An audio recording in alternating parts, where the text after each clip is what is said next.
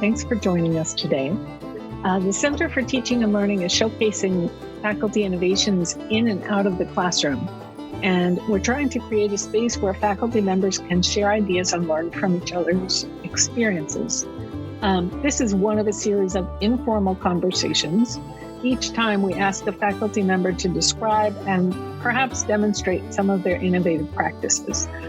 Today, we're speaking with Assistant Professor Nicole Calma-Roddin. She's in the Department of Behavioral Sciences in the College of Arts and Sciences. Nicole started at New York Tech in fall 2019 after a stint at Farmingdale State College in the psychology department. Nicole is an avid user of multiple educational technologies, including Canvas, Google Suite, Pull Everywhere, and of course, Zoom. She teaches several different courses. I think we're all avid users of Zoom these days. She teaches several courses in the behavioral science program, including statistical analysis, introductory research methods, and the physiological basis of behavior. So welcome, Nicole. Thank you. Which of these courses, or another course that I didn't mention, which course is your absolute favorite to teach? It is really hard for me to pick, but I really do love teaching research methods. I really enjoy, it's a course that's very writing intensive, and the students get this really hands-on experience with research and doing group projects. And it's really enjoyable to just see the students develop their projects and also their writing develop over the semester. Do they each do independent projects? Do they work in teams? Small groups. Yeah, each student works in a group of usually somewhere between 3 and 5 students, and they work with a faculty mentor to kind of guide them through from kind of idea and coming up with design and everything through writing the paper. So are you mentoring all the groups when you teach the course, or is it spread through the department? How does that work? Usually there's a couple of faculty who are mentoring groups. Usually I'm mentoring 1 or 2 as well. But I kind of have the paper side of things where the faculty member for that group kind of handles the project. I'm kind of the point person for the general topics and for how do we apply those in the research paper. Got it. Is there a teacher or a student that you've ever announced that changed your approach to teaching? Definitely both. I had 2 faculty members during my undergrad career who were just absolutely amazing and really stand out. I had Dr. Mary Jo Bona, what really created a community in her classroom. It really made it just such an enjoyable and safe place to learn and to grow. And also Dr. Agnes Ha, I always saw her taking students' research ideas and just pushing them just a little bit deeper, just into a little bit more of a complex idea, and then really supporting them to get there. And those are 2 things that I really strive to do in my own teaching. And my students constantly change my teaching. I really try to be very responsive and kind of keep an ongoing conversation about what's going on with them, what they need, and how I can be supporting them. And there's kind of little ways that affects my teaching and also big ways. Most recently, I had a student who had a disability concern, particularly when we were kind of coming right into the beginning of the pandemic, and made me realize I have a mobility impairment, and it made me realize that there's a whole different areas of disabilities that I really wasn't as aware of, and in terms of having image descriptions and captioning in my course materials. And so I've really, completely started to focus on that now, and really as a result of that student. Thank you. Let's talk a little about the changes that happened a year ago when COVID hit. How did you feel back in March 2020 when we had to move to remote teaching? Initially prepared, and then I started really realizing how much my students were being impacted by things, and kind of compounded with my own feelings about the pandemic and how, I myself was being affected, and really, just being aware. And I'm a very empathetic person. And so I really was struggling, honestly, with kind of the emotions and really the weight of how do I support them, through this whole scenario? How do we get them through the semester successfully? You're learning what they're supposed to learn, while really being caring and making sure they have what they need when there were so many other struggles that were going on at the time. And so still, what did you do? What did you do differently? Well, the first thing I did was I did send out a survey to my students to kind of find out, what kind of tech setup they had. Did they need anything, in terms of, did they, anything, economically, or did they have, food, somewhere to stay, just everything. And the students really responded to that. And that really caused me to kind of shift my whole plan. Initially, I was thinking that I was going to do synchronous classes. The students really seemed, just with their tech setup and the way everything in their lives were going, that something asynchronous was really going to be more helpful. And also at the time was going to make it easier for me to allow for captions for the lectures. And so I kind of started rehauled the whole plan to kind of integrate both synchronous and asynchronous elements, just to make sure that they got what they needed. Wow, that was a lot of work. It was, but it was worth it. And the students really responded more than anything, not only to my teaching and to but just to know that I was listening to them and that I was taking that into consideration made that rapport makes such a difference at any time, but especially in those kinds of challenging times. Yes, very much so. Can you tell me more about how it was synchronous and asynchronous? How did you split it? What did you do in each modality? So the most important thing was I wanted to make sure that the main content of the course was available asynchronously, because I did have some students who were not really going to be able to make it to class necessarily as regularly, in real time as they might normally if we were in person. And I also wanted to make sure that those lectures were captioned really well and really accurately. And so I wound up pre-recording all of those lectures, posting them on YouTube, because at the time it was the easiest way for me to get those auto captioned and then be able to go in and edit those captions for accuracy. But then I still held class during our normal time. And I kept saying them, we're kind of going to have the first 10 minutes of class like normal. And so it was time for us to check in, for me to hear what was going on with them, keep them up on announcements, what's coming up, what do we have to get done over this next week or so. And also to really take a lot of questions that might have come up about assignments or course content. And then I would just kind of stay in the Zoom window. Some classes, that was kind of all it was. And then they could have watched the lectures ahead of time. They could have watched them after. They could watch them during that period and ask me questions, as they came up, and just, pause the video and come at question. And then other class activities where we would get together. Again, it was very writing intensive. That was the research methods class. And so we did some peer reviews and also had individual times for the students to meet with me specifically about their research paper draft. So I'm going to take a flying guess here that you probably asked your students towards the end of the semester how it went for them. How did they respond? Their feedback to me was that they felt really supported. I had one student actually who commented that he or she felt that it was a team effort once the pandemic started, that we all banded together kind of to get through the situation together. And to me, that was just made me feel so grateful that that came across to them and that's how they felt. My goal was really for us to exercise a lot of grace with each other. I also got sick for a little while during that semester, and I threw out kind of all of my typical late assignment point deductions. I really focused on allowing the students to breathe a little and focus on the quality of their work, and not just kind of going along our normal schedule like nothing was happening. And I think they really did respond to that, and I was so grateful that we all kind of had that experience together. And then we found out that we were going to stay remote in the fall. And so it wasn't midstream, it wasn't temporary anymore. Did you make any more changes as we went to the fall?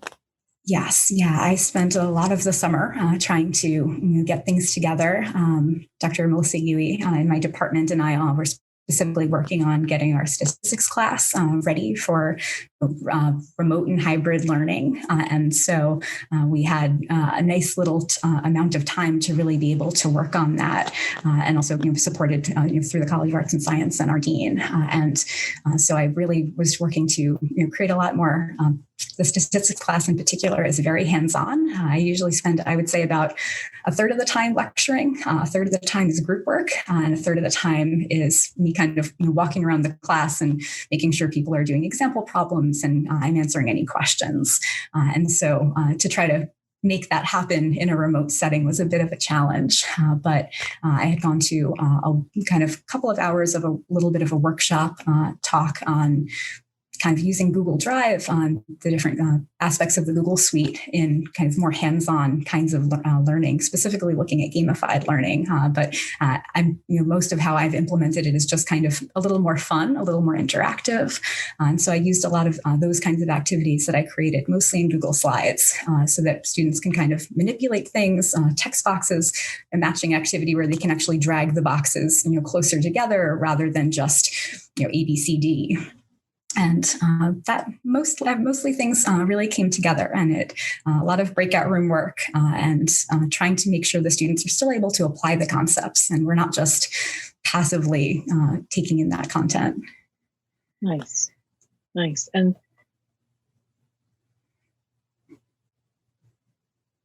did they like it? It seemed that was basically the feedback that I had gotten. Yes. Yeah. It seemed that they still felt like they were getting what they needed in order to learn. They were getting that practice. They were getting, the time to interact with each other. I feel like I did start using the discussion boards more as well, so they could still get to know each other. And the students, when we were hybrid, even, the students who were coming in person still got to know the students who were remote and vice versa. And so I think we still created that rapport. They still got lots of practice and got that support. That's great.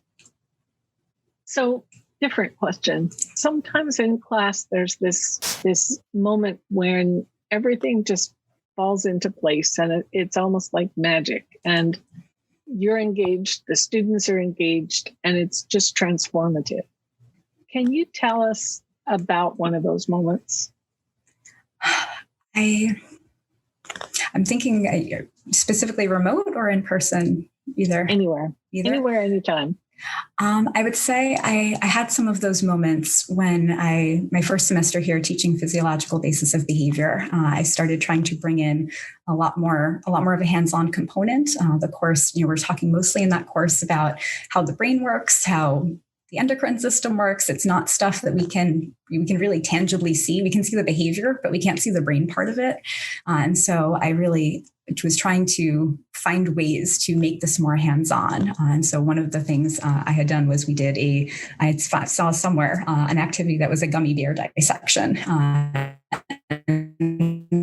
So I had plastic knives and gummy bears in for the students, and everyone got a couple of gummy bears, and they had to make sure to cut them down the planes of so that we could talk about the sagittal and all the different planes of dissection.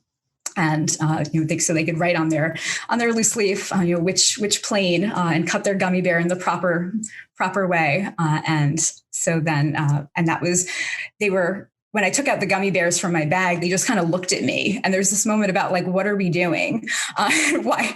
I mean, sure, gummy bears, why not? But I had this kind of series of different activities with that particular class that semester where they just knew that, I was going to take, it was like I was Mary Poppins or something. I was going to take something out of my bag that wasn't going to make sense. But they got it, and they got to practice it. They got to eat some gummy bears. And it was really something that was completely out of left field, but it got their attention. Probably because they thought I was crazy, but I'm okay with them thinking I'm crazy if it's going to help them and it's going to get us all into the activity. Well, gummy bears are small. We're talking micro dissection here. Yes. But really no ethical problems. And That's true. How did that change what you did in other classes? That was, again, that was one of the first classes that I taught here. And it really just, it's that kind of addictive feeling of they're excited about this. I'm excited about this. And I'm very open about the fact that, they might think I'm crazy. It's probably a little bit true. I'm a big nerd, and I think that's a good thing. I encourage that. And I'm really ridiculously passionate about things, especially when I'm talking about the brain. And it's just that addictive thing when they start getting into it. It's like, okay, how can I make this happen again? And so that was what really spiraled. Typically I used a lot of videos in my teaching. I lectured a lot. And that's really specifically when I was like, okay, we got to do things that are more hands-on. I have to bring in props. So as we move into a post-COVID world, what do you think, thinking about all the changes you've made in the last year, what will stick? What do you think you'll be able to keep? Hope there's a couple of things that I hope will keep, and I hope that, I mean, really, just thinking about how I felt last spring when we were going remote, and over the summer, trying to be more creative, trying to really listen to my students and find creative ways to support their needs. And I hope we don't lose that. I hope we don't lose the listening and the empathy, and I hope and the grace that we allow. Not that the bar moves, but that that bar stays high, but we just find new, better, more creative ways to help our students reach that bar. So I hope that the creativity stays. I hope the grace and the empathy stay, and I hope also some of the flexibility stays. We've had everyone had to be remote, and so we went remote. I know as an undergrad, I had some required 8 a.m. classes, and with some of my physical issues, that was sometimes difficult. And so I hope that some of that flexibility stays. That if a student has a real situation that it would be easier for them to attend at times remotely. I hope that's possible maybe in our post-COVID world. Right. Certainly, the classrooms are all set up for it. Yeah. So I was really caught by what you said about the Google activities where the students in the room and the students who were remote were engaging with each other. That's not easy. Yeah. And we had some of that where students were in person and remote and engaging. Some of that was using the Google Suite. Some of that was also just using the Zoom chat. I encouraged the students in the classroom to still sign into Zoom, and this way they could be a part of the chat, and also using the discussion boards on Canvas. And this way, we really trying to build rapport, trying to, we're talking about a course concept, but how can I, ask a question? When I was teaching measurement concepts, we're talking about testing. Well, almost all of the students, we've all gone through some sort of testing. And, maybe that's for a job, maybe that's just taking the SAT or the ACT, talk about your experience with testing. And this way we're talking about stuff in a course relevant way. But I'm learning more. I'm being more active and engaging by connecting it to my own life. I'm interacting with other people, and it was just a really nice opportunity to kind of learn as a group, discuss as a group, and also dig into empathy. Oh wow, that was a really hard situation that you were in, and and kind of all of these things coming together at once. I'm going to ask people to unmute and open the room for questions if there are any.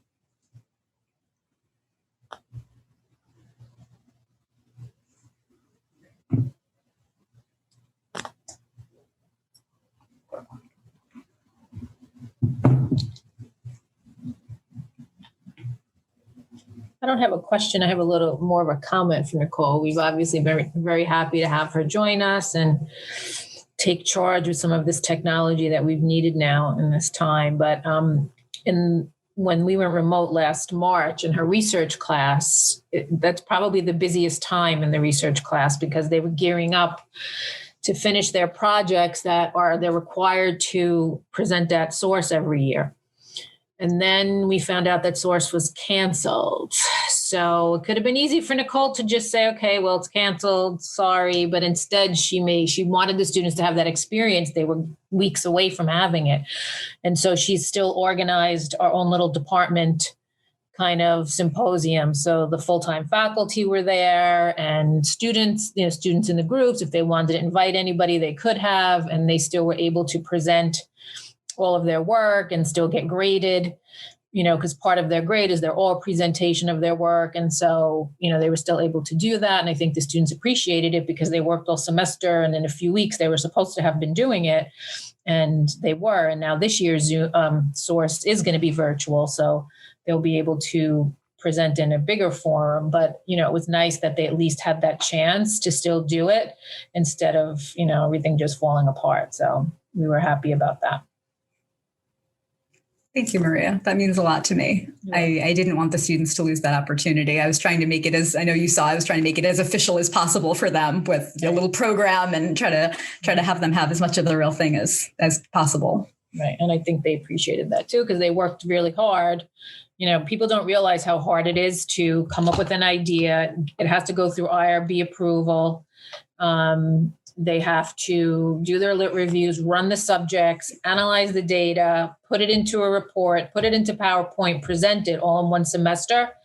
It's almost impossible. Somehow we do it every year, but and then bring COVID into it. Mm-hmm. It was a big undertaking. So absolutely.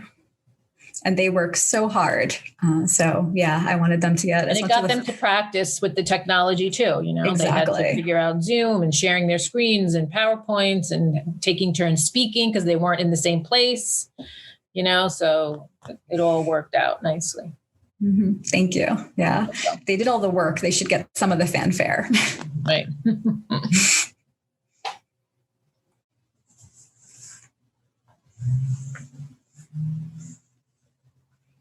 So we try to close out these conversations with recommendations. Is there a particular app or a technology tool that makes your teaching better, makes the students' learning better, makes your work easier? In the classroom, in person, I would say usually Pull Everywhere. I use that every class, really. I ask lots of participation questions that are kind of low stakes opportunities for the students to test themselves and gauge their own learning and help me gauge their learning. And also sometimes we have competitions to make it a little bit more fun. Online, Google Slides. I've really just loved having the opportunity to put things into a slide and have students, whether it's shapes or text boxes or something else, and have the students individually or together in a breakout room be able to move those things and just kind of learn in a different, more active way, and something that maybe they're not as used to.